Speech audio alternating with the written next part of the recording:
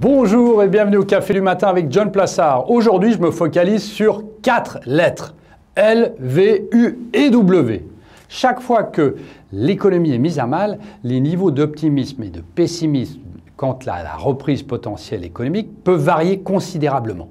L'état actuel de la pandémie ne fait pas exception à la règle. Plongeons dans 4 scénarios qui sont perçus comme les plus probables sur la base des prévisions faites par les PDG du monde entier. La reprise économique se présente sous 4 formes distinctes, L, U, W et V. Le groupe de réflexion, le Conference Board, a interrogé plus de 600 PDG du monde entier pour savoir ce qu'ils pensent de la probabilité que chaque forme de reprise se concrétise dans un avenir proche. En moyenne, les PDG estiment que la reprise économique suivra une trajectoire en U, 42%, pour finalement montrer une lente reprise à l'issue du 3e trimestre de 2020, un point de vue donc modérément optimiste. Cependant, la géographie semble jouer un rôle fondamental dans ces estimations des PDG sur la rapidité avec laquelle les choses pourraient revenir à la normale. Plus de la moitié des PDG en Europe, 55%, prévoient effectivement une reprise en forme de U, ce qui est nettement plus élevé que la moyenne mondiale.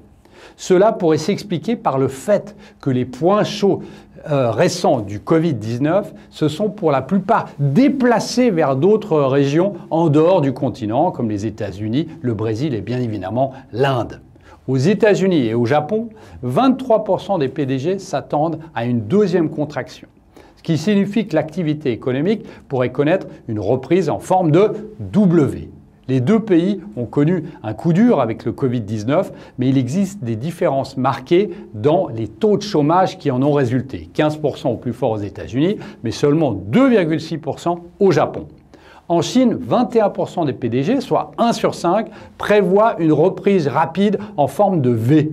C'est la perspective la plus optimiste de toutes les régions et pour cause. Bien que la croissance économique se soit contractée de 6,8% au premier trimestre, la Chine a rebondi pour atteindre un taux de croissance de 3,2% au deuxième trimestre. Il reste à voir si cette trajectoire sera effectivement celle que les PDG attendent. Merci beaucoup, passez une très bonne journée, prenez soin de vous et surtout n'hésitez pas à lire mon morning.